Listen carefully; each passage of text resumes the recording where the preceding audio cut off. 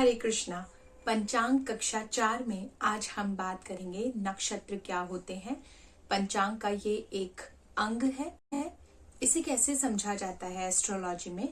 देखिए, जो नक्षत्र होता है, नक्षत्र क्या है? तारों का समूह है। अंतरिक्ष में उपस्थित तारों के समूह को यहाँ पर नक्षत्र कहा गया। अब इनसे जो जो आकृतियों का निर्माण हुआ, उसी के आधार पर इनका नाम लिखा गया, नाम दिया गया ऋषि मुनियों के द्वारा। यहाँ पर 27 नक्षत्रों के बारे में कहा जाता है, लेकिन एक नक्षत्र और जोड़ा जाता है जिसे अभिजीत नक्षत्र कहते हैं। वैसे कहा जाता है इसकी कोई आकृति नहीं होती है, इसे हम लोग आभास कर सकते हैं या फिर इस तरीके से इसे समझ सकते हैं। मुहूर्त इत्यादि जब गणनाएं की जाती है तब इस नक्षत्र का यूज किया जाता है।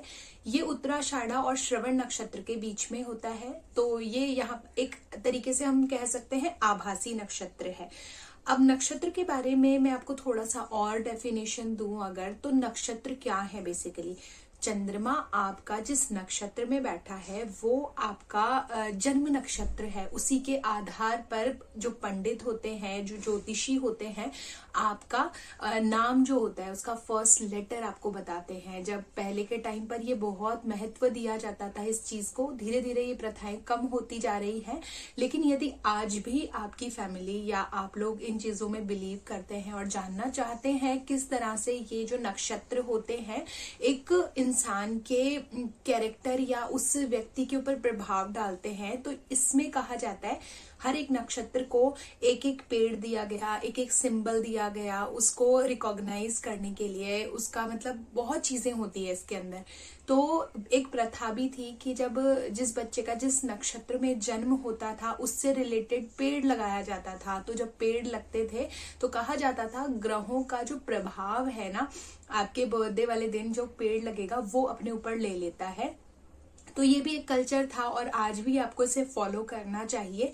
तो हमें अपने नक्षत्र को कैसे पता करना है, आपका चंद्रमा जिस भी नक्षत्र में बैठा है वही नक्षत्र आपका जन्म नक्षत्र है। और आपके ऊपर आपको जब इस नक्षत्र के बारे में आप पढ़ेंगे और डिटेल्स में कि यस ये नक्षत्र मेरे ऊपर, आपके कैरेक्टरिस्टिक्स उस नक्षत्र से मिलेंगे। तो किसी भी मनुष्य का सूक्ष्मता से यदि उसके मन का भेद जानना है तो ये नक्षत्र आपको बहुत ज्यादा पॉजिटिव वे में हेल्प कर सकते हैं।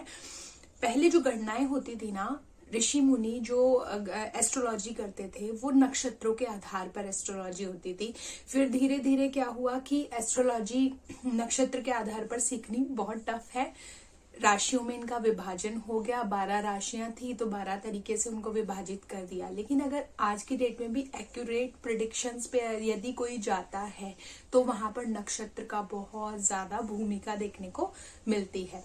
तो इस वीडियो में इतना ही। बाकी और डिटेल्स में मैं आप लोगों के लिए नक्षत्र क्या है और कैसे देखना है वो भी मैं आपके लिए यहाँ पर थोड़ा सा बता देती हूँ। आप एस्ट्रोसेज या कोई भी ऐप पर जाएंगे, वहां पर अपना टाइम डिटेल जो भी आपको फिल आउट करना है, उसके बाद कुंडली आपकी निकल के आ जाएगी। वहां पर निकल के आ जाने के बाद में इस तरीके से आप अपना चंद्रमा जो है, जब इसको स्क्रॉल करते हैं, चंद्रमा देखिए इसके सामने जो नक्षत्र है वही आपका जन्म नक्षत्र है।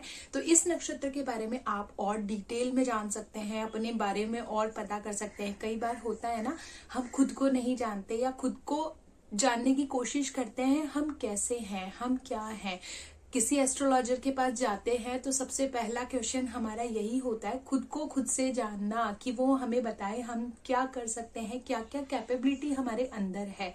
तो ये नक्षत्र आपको एक ऐसी ऊर्जा देते हैं कि यदि ये पॉजिटिव वे में आपके चार्ट में बैठा है तो आपको बहुत हेल्प करेगा और आप अपनी कैरेक्टरिस्टिक्स जान सकते हैं इन नक्षत्रों के माध्यम से।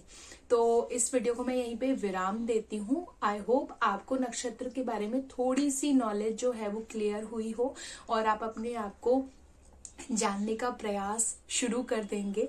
और धीरे धीरे सारे नक्षत्रों के बारे में डिटेल वीडियोस भी आपको मिलेंगे। लेकिन अभी आज के वीडियो में फिलहाल इतना ही। मिलते हैं नेक्स्ट क्लास में। Thank you. हरे कृष्णा।